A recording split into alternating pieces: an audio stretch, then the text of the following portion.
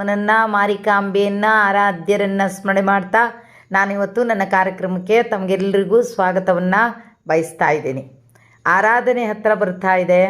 ಎಲ್ಲರ ಮನೆಯಲ್ಲೂ ಯಾವ ರೀತಿ ದೇವರ ಪೂಜೆಯನ್ನು ಮಾಡಬೇಕು, ಯಾವ ರೀತಿ ರಾಯರ ಅನುಗ್ರಹವನ್ನು ಪಡ್ಕೋಬೇಕು, ಯಾವ ಇಷ್ಟಾರ್ಥವನ್ನು ರಾಯರ ಮುಂದೆ ಇಡಬೇಕು, ಜೊತೆಗೆ ಇದೊಂದು ಹಬ್ಬದ ವಾತಾವರಣ. ರಾಯರ ಹುಟ್ಟುಹಬ್ಬ, ರಾಯರ ಆರಾಧನೆ ಇದೆಲ್ಲವೂ ಒಂಥರ ನಮಗೆ ಹಬ್ಬ ಅಂತಲೂ ಗೊತ್ತಾಗಲ್ಲ. ಖುಷಿ ಒಂದು ತಿಂಗಳಿಂದಲೂ ಒಂಥರ ಖುಷಿ. ನಾಮ ಜಪ ಮಾಡೋರು ಎಷ್ಟು ಜನ, ಅಯ್ಯೋ ಮಠದಲ್ಲಂತೂ ಹೋಗಿ ನೋಡಿಬಿಟ್ರೆ ಅದೇನು ಕೆಲಸ ನಡೀತಾ ಇದೆ ಅಂದರೆ, ಒಂದು ಕಡೆಯಲ್ಲಿ ಬಣ್ಣ ಹಾಕ್ತಾ ಇದ್ದಾರೆ, ಇನ್ನೊಂದು ಕಡೆ ಚಪ್ಪರ ಕಟ್ತಾ ಇದ್ದಾರೆ. ನೋಡೋಕ್ಕಂತೂ ತುಂಬ ಖುಷಿ ಆಗುತ್ತಪ್ಪ. ಹಾಗಾದರೆ ಆರಾಧನೆಗೆ ಹೋದ ವರ್ಷ ನಾನು ಹೇಳಿದ್ದೆ, ಬಿಳಿ ಹಾಳೆಯನ್ನು ಹಳದಿ ಹಾಳೆ ಮಾಡಿಕೊಂಡು ಅದರ ಮೇಲೆ 55 ಸಲ ಇಲ್ಲ 33 ಸಲ ನಿಮ್ಮ ಒಂದು ಇಷ್ಟಾರ್ಥವನ್ನು 1 ದಿನ 2 ದಿನ 3 ದಿನ ಒಂದೊಂದು ಇಷ್ಟಾರ್ಥವನ್ನು ಬರೀರಿ. ಅದು ಸಕ್ಸಸ್ ಆಗುತ್ತೆ ಅಂತ ನನಗಾಗಿದೆ. ಆಮೇಲೆ ನನ್ನ ಬೆಂಗಳೂರಿನಲ್ಲೊಬ್ಬರು ನನ್ನ ಸಂಬಂಧಿಗಳಿದ್ದಾರೆ, ಅವರಿಗಾಗಿದೆ, ಮತ್ತು ಇಬ್ಬರಿಗೆ ನನ್ನ ಫ್ರೆಂಡಿಗಾಗಿದೆ. ಹಾಗಂತೇಳಿ 3 ಆಗಿದೆ ಅಂತಲ್ಲ, ಅದರಲ್ಲಿ ಒಂದೊಂದಂತೂ ಖಂಡಿತವಾಗಿಯೂ ಆಗಿದೆ. ಹಾಗಾಗಿ ದಯವಿಟ್ಟು ಮತ್ತೆ ಬರಿಬೇಕಂದವರು ಆರಾಧನೆಯ ದಿನ, ಮಧ್ಯ ಆರಾಧನೆ ದಿನ, ಇಲ್ಲ ಅಂದರೆ 3 ಆರಾಧನೆ ದಿನ ಒಂದೊಂದು ನಿಮ್ಮ ಇಷ್ಟಾರ್ಥವನ್ನು ಕೇಳಿ ನೀವು ಬರೀರಿ. ಹಾಗೆಯೇ ಇನ್ನೊಂದು ಪೂಜೆ ಏನು ಅಂದರೆ, ರಾಯರಿಗೆ ಸುಲಭವಾದಂಥ ಪೂಜೆಯನ್ನು ನಾನು ಮಾಡ್ತೀನಿ, ದಯವಿಟ್ಟು ನೀವೆಲ್ಲರೂ ಮಾಡಿ. ಹಾಗಾದರೆ ಏನು ಮಾಡಬೇಕು ಅಂದರೆ, ಹಿತ್ತಾಳೆ ಅಥವಾ ತಾಮ್ರದ ಪಾತ್ರೆಯನ್ನು ತಗೊಳ್ಳಿ. ನೀವೇನದು ಬಟ್ಟಲು ಅಂತೇವಲ್ವ ನಾವು, ಆ ರೀತಿಯ ದೊಡ್ಡದಂತಿಲ್ಲ, ಸ್ವಲ್ಪ ಸಣ್ಣದಿದ್ದರೂ ಏನು ತೊಂದರೆ ಇಲ್ಲ. ಅಂತೂ ನಾನು ಹೇಳಿದಷ್ಟು ದೀಪ, ನಾನು ಹೇಳಿದಂಥ ವಸ್ತು ಅದರಲ್ಲಿ ಹಾಕೋ ಹಾಗಿರಬೇಕು. ಆ ದೀಪಕ್ಕೆ ನೀವೇನು ಹರಿವಾಣ ಅಂತೀವಿ ನಾವು, ಕೆಲವರು ತಾಟು ಅಂತಾರೆ, ಅದಕ್ಕೆ ಗಂಧವನ್ನು ಹಚ್ಚಿ, ಆಮೇಲೆ ಆ ಹರಿವಾಣದಲ್ಲಿ ಅಕ್ಕಿಯನ್ನು ತುಂಬಿ ಅದರ ಮೇಲ್ಗಡೆ 5 ಬೆಲ್ಲದ ಅಚ್ಚನ್ನು ಇಡಿ. 5 ಬೆಲ್ಲದ ಅಚ್ಚನ್ನು ಇಟ್ಟು, ಆಮೇಲೆ ಅದರ ಮೇಲೆ 5 ದೀಪಗಳನ್ನು ಇಟ್ಟು, ನೆನಪಿರಲಿ 5 ದೀಪಗಳನ್ನು ಇಡಬೇಕು. ನೀವು ಮಣ್ಣಿನ ದೀಪ ಆದರೂ ತುಂಬ ಒಳ್ಳೆಯದು, ಬಾಕಿ ಎಲ್ಲ ಬೆಲ್ಲದ ಮೇಲೆ ನಿಲ್ಲೋದು ತುಂಬ ಕಷ್ಟ ಆಗುತ್ತೆ. ಹಾಗಾಗಿ 5 ದೀಪಗಳನ್ನು ಹಚ್ಚಿ, ಜೊತೆಗೆ ಅದಕ್ಕೆ ತುಪ್ಪವನ್ನು ಹಾಕಿ. ಒಮ್ಮೆ ಇನ್ನು ಕೆಲವರು ಕೆಲವರು ನಂದಾದೀಪ ಮಾಡುವ ಸಾಧ್ಯತೆಗಳು ಸಹಿತ ಇರುತ್ತೆ. ತುಪ್ಪ ಹಾಕಿ ನಂದಾದೀಪ ಮಾಡ್ತಾರೆ. ಅಥವಾ ತುಪ್ಪ 5 ದೀಪಕ್ಕೆ ತೊಂದರೆ ಆಗುತ್ತೆ ಅನ್ನೋರು ಕೊಬ್ಬರಿ ಎಣ್ಣೆಯನ್ನು ಹಾಕಿ, ಶುದ್ಧವಾದಂಥ ಕೊಬ್ಬರಿ ಎಣ್ಣೆಯನ್ನು ತಂದು ಕೊಬ್ಬರಿ ಎಣ್ಣೆಯಲ್ಲಿ ಪೂಜೆಯನ್ನು ಮಾಡಿ. ಆ 5 ದೀಪವನ್ನು ಹಚ್ಚಿ, 5 ದೀಪವನ್ನು ಮಾಡಿ, ಆಮೇಲೆ ಏನು ನೀವು ಹರಿವಾಣ ತೊಗೊಂಡಿದ್ದೀರಿ, ತಾಟು ತೊಗೊಂಡಿದ್ದೀರಿ, ಅದು ಹೂವಿನಿಂದ ಅಲಂಕಾರವನ್ನು ಮಾಡಿ, ಹಾಗೆ ನೀವು ಇಟ್ಟಂಥ ಬೆಲ್ಲ ಮತ್ತು ದೀಪ ಇದೆಯಲ್ಲ, ಆ ಎಲ್ಲ ಒಂದು ಬುಡದಲ್ಲಿ ಯಾವ ಹೂ ಬೇಕಾದರೂ ಹಾಕಿ, ಸೇವಂತಿಗೆ ಹಾಕಿ, ಮಲ್ಲಿಗೆ ಹೂ ಹಾಕಿ, ಏನು ಬೇಕಾದರೂ ಹಾಕಿ. ನೀವೆಷ್ಟು ಶೃಂಗಾರ ಮಾಡ್ತೀರಿ ಅದು ನಿಮ್ಮ ತೃಪ್ತಿ. ಇಷ್ಟೇ ಮಾಡಿ ಅಷ್ಟೇ ಮಾಡಿ ಅಂತಲ್ಲ, 4 ಹೂ ಹಾಕಿ ಸಹಿತ ಪೂಜೆಯನ್ನು ಮಾಡ್ಬೋದು.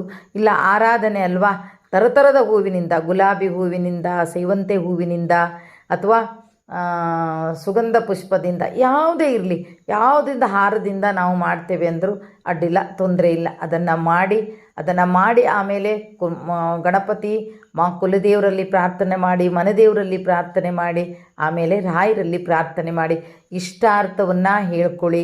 ಇಲ್ಲ ಇಷ್ಟಾರ್ಥ ಏನೂ ಇಲ್ಲ, ರಾಯರು ಎಲ್ಲರೂ ಕೊಟ್ಟಿದ್ದಾರೆ ಅನ್ನೋರು ರಾಯರಿಗೆ ಖುಷಿಯಾಗಿ ಹಚ್ಚಿ. ಇಷ್ಟಾರ್ಥ ಕೇಳುವಂಥದ್ದು ಏನಿಲ್ಲ, ರಾಯರೆಲ್ಲ ಕೊಟ್ಟಿದ್ದಾರೆ ನಮಗೆ ಅಂತ ಹೇಳುವವರು ಖುಷಿಯಿಂದ ಹಚ್ಚಿ, ಖುಷಿಯಿಂದ ರಾಯರಿಗೆ ದೀಪವನ್ನು ಬೆಳಗಿ. ಆದರೆ ಒಂದು ನೆನಪಿರಲಿ, ದೀಪದ ಬತ್ತಿ ರಾಯರ ಕಡೆ ಇರಬೇಕು. ಅದೊಂದು ನೆನಪಿಟ್ಕೊಳ್ಳಿ, ದೀಪದ ಬತ್ತಿ ರಾಯರ ಕಡೆ ಇರಬೇಕು. ಅಕ್ಕಿಯ ಮೇಲೆ 5 ಬೆಲ್ಲದ ಅಚ್ಚನ್ನು ಇಟ್ಟು, ಅದು ನೀವು ಹೇಗೆ ಬೇಕಾದರೂ ಇಟ್ಕೊಳ್ಳಿ, ನಿಮಗೆ ಹೆಂಗೆ ಬರುತ್ತೆ ಅಂತ. ಮಧ್ಯದಲ್ಲಿ 2, ಆಚೆ ಮುಂದ್ಗಡೆ 2, ಮುಂದೆ ಹಿಂದೆ 2 ಇಡಿ, ಇಲ್ಲಾಂದರೆ ಮಧ್ಯ 1 ಇಡಿ, ಇಲ್ಲ 4 ಸುತ್ತು ಹಿಂಗೆ ಇಟ್ಕೋತೀವಿ ಅಂದರೆ ಅದು ನಿಮ್ಮ ಕಲ್ಪನೆಗೆ ಹೇಗೆ ಬರುತ್ತೆ ಹಾಗೆ ಮಾಡಿ. ಒಟ್ಟಾರೆ 5 ದೀಪ ಆಗಲೇಬೇಕು. ಅದನ್ನು ಮಾಡಿ ರಾಯರ ಸ್ಮರಣೆಯನ್ನು ಮಾಡಿ, ಆಮೇಲೆ ರಾಯರಿಗೆ ಆರತಿಯನ್ನು ಮಾಡಿ. ಯಾವುದಕ್ಕೆ? ಇದಕ್ಕೆ ಮಾತ್ರ. ನೀವು ಬೇರೆ ಆರತಿಯನ್ನು ಮತ್ತೆ ಮಾಡ್ತೀರಿ ರಾಯರಿಗೆ, ಇದಕ್ಕೊಂದು ಆರತಿಯನ್ನು ಮಾಡ್ಕೊಳ್ಳಿ. ಆರತಿಯನ್ನು ಮಾಡಿ ರಾಯರಿಗೆ ಮೊದಲನ್ನು ಆರತಿಯನ್ನು ಮಾಡಿ ಆಮೇಲೆ ನೀವು ಇಟ್ಟಂಥ ಈ ಅಕ್ಕಿ ಬೆಲ್ಲ ದೀಪಕ್ಕೆ ಆರತಿಯನ್ನು ಮಾಡಿ ಸಮರ್ಪಣೆಯನ್ನು ಮಾಡಿ ರಾಯರಿಗೆ. ಬರುವ ವರ್ಷ ಆರಾಧನೆ ಬರುವವರೆಗೆ ರಾಯರೇ ನನ್ನ ಈ ಇಷ್ಟಾರ್ಥವನ್ನು ಈಡೇರಿಸ್ಕೊಳ್ಳಿ. ಅಷ್ಟರೊಳಗೆ ಆಗಲಿ, ತೊಂದರೆ ಏನಿಲ್ಲ. ಆದರೂ ನಾವು ಒಂದು ಆರಾಧನೆಯ ತನಕ ನನ್ನ ಇಷ್ಟಾರ್ಥವನ್ನು ಈಡೇರಿಸ್ಕೊಡಿ ರಾಯರೇ ಅಂತ ಪ್ರಾರ್ಥನೆಯನ್ನು ಮಾಡಿ. ಆಮೇಲೆ ಅದನ್ನು ಏನು ಮಾಡೋದು, ಅದನ್ನು ನೀವು 3 ದಿನ ಹಚ್ತೀನಿ ಅಂದರೆ 3 ದಿನ ಅದೇ ಬೆಲ್ಲ, ಅದೇ ಅಕ್ಕಿ, ಅಲ್ಲಿ ದೀಪ ಅದೇ, ಬತ್ತಿ ಮತ್ತು ತುಪ್ಪ ಅಥವಾ ಎಣ್ಣೆ ಮಾತ್ರ ಬೇರೆ. ಅದನ್ನು 3 ದಿನ ಹಚ್ತೀನಿ ಅಂದರೆ 3 ದಿನ ಹಚ್ಚಿ, ಇಲ್ಲ ಅಂದರೆ ಮಧ್ಯ ಆರಾಧನೆ ದಿನ ಶುರು ಮಾಡಿ. ನಂದಾದೀಪ ಮಾಡಬೇಕಾ? ಬೇಡ, ಅದರ ಅಗತ್ಯ ಇಲ್ಲ. ನೀವು ಬೆಳಿಗ್ಗೆ ದೀಪ ಹಚ್ತೀರಿ, ಬೇಕಾದರೆ ಬೆಳಿಗ್ಗೆ ಹಚ್ಚಿದಂಥ ದೀಪ ಸಂಜೆವರೆಗೂ ಉರಿಲಿ, ಏನೂ ತೊಂದರೆ ಇಲ್ಲ. 7-8 ಗಂಟೆ ನಂತರ ಅದಾಗಿ ಶಾಂತ ಆಗಿದ್ದರೆ ಒಳ್ಳೆಯದು, ಅದೇನು ತೊಂದರೆ ಇಲ್ಲ. ರಾತ್ರಿ ಇಡೀ ಉರಿಬೇಕಾ? ಬೇಡವಾ. ಮರುದಿವಸ ಮತ್ತೆ ಪುನಃ ಆ ಬತ್ತಿಯನ್ನು ತೆಗೆದು ಮತ್ತೆ ಬತ್ತಿಯನ್ನು ಹಾಕಿ ತುಪ್ಪ ಅಥವಾ ಕೊಬ್ಬರಿ ಎಣ್ಣೆಯನ್ನು ಹಾಕಿ 3 ದಿನ ಮಾಡೋದಿದ್ರೆ 3 ದಿನ ಮಾಡಿ. ಇಲ್ಲ ಅಂದರೆ ಮಧ್ಯ ಆರಾಧನೆಗೆ ಒಂದೇ ದಿನ ಮಾಡ್ತೀವಿ ನಾವು ಅನ್ನೋರಿದ್ದರೆ ಖಂಡಿತವಾಗಿಯೂ ಮಧ್ಯ ಆರಾಧನೆ ದಿವಸ ಇದನ್ನು ಮಾಡಿ ಇಷ್ಟಾರ್ಥ ಹೇಳ್ಕೊಳ್ತೀರೋ, ಖುಷಿ ಪಡ್ತೀರೋ ಏನೋ ಗೊತ್ತಿಲ್ಲ. ಅದು ನಮಗೆ ಬಿಟ್ಟಿರುವಂಥದ್ದಲ್ವ, ಏನಂತ ನಮ್ಗೆ ಗೊತ್ತಿರೋದಿಲ್ಲ. ಸುಲಭವಾಗಿ ಹೇಳ್ಕೊಟ್ಟಿದ್ದೀನಿ, ಇದನ್ನು ಮಾಡಿ. ಆಮೇಲೆ ಇದನ್ನು ಏನು ಮಾಡಬೇಕು, ಈ ಅಕ್ಕಿ ಬೆಲ್ಲನ ಏನು ಮಾಡಬೇಕು ಅನ್ನೋ ಸಹಜವಾಗಿ ಎಲ್ರಿಗೂ ಬರುವಂಥದ್ದು. ಈ ಅಕ್ಕಿ ಬೆಲ್ಲನ ಮಾಡುವಂಥದ್ದು ಏನು ಅಂದರೆ, ಅಕ್ಕಿ ಮತ್ತು ಬೆಲ್ಲ ಇದೆರಡು ಸಿಹಿ, ಮತ್ತು ಅಕ್ಕಿಯನ್ನು ಸ್ವಲ್ಪ ಸಿಹಿ ಮಾಡಿ ಸ್ವಲ್ಪ ಮಾಡಿಬಿಟ್ಟು ರಾಯರಿಗೆ ನೈವೇದ್ಯವನ್ನು ಮಾಡಿ. ರಾಯರಿಗೆ ಮಾಡಿದ ನೈವೇದ್ಯವನ್ನು ಮನೆಯವರು ಮಾತ್ರ ತಿನ್ನಬೇಕು, ಹೊರಗಿನವ್ರಿಗೆ ಯಾರಿಗೂ ಕೊಡಬೇಡಿ. ಅದಕ್ಕೆ ನಾನು ಹಿಡಿದು ಸ್ವಲ್ಪ ಮಾಡಿ ಅಂತ ಹೇಳಿರುವಂಥದ್ದು. ಅದಕ್ಕೆ ಬಾಕಿ ಇದೆಯಲ್ಲ, ತುಂಬ ಇದೆ ಅಕ್ಕಿ, ಇದು 2 ಕೆಲಸವನ್ನು ಮಾಡಿ. ಆದರೆ ಸಾಧ್ಯ ಆದರೆ ನೀವೇನಾದರೂ ಅಕ್ಕಿ ಬೆಲ್ಲ ಹಾಕಿ ಅದಕ್ಕೆ ಇನ್ನಿತರ ಕಾಯಿಗೆ ಎಲ್ಲ ಹಾಕಿ ಸ್ವೀಟ್ ಏನಾದರೂ ಮಾಡಿ ಯಾರಿಗಾದರೂ ಕೊಡೋದಿದ್ದರೆ, ಅಂದರೆ ನಿರ್ಗತಿಗೆ ಕೊಡೋದಿದ್ದರೆ ಕೊಟ್ಟು ಬನ್ನಿ. ಅದು ಮತ್ತು ದೇವರಿಗೆ ನೈವೇದ್ಯ ಮಾಡೋದು ಬೇಡ. ಫಸ್ಟ್ ದಿನ ನೀವು ತೆಗೆದಾಗ ದೇವರಿಗೆ ಅದನ್ನು ಸ್ವಲ್ಪ ನೈವೇದ್ಯವನ್ನು ಮಾಡಿ. ಆಮೇಲೆ ಅಂದರೆ 3 ದಿನದ ನಂತರ, ನೆನಪಿರಲಿ ನಿಮಗೆ, 3 ದಿನದ ನಂತರ ಮಾಡಿ. ಅದು ಮಾಡಿ ಆದಮೇಲೆ ಬಾಕಿ ಉಳಿದಂಥ ಅಕ್ಕಿಯನ್ನು ಬೆಲ್ಲ ಮತ್ತು ಕಾಯಿಯನ್ನು ಮಿಕ್ಸ್ ಮಾಡಿ ಗೋವಿ ಕೊಡಿ.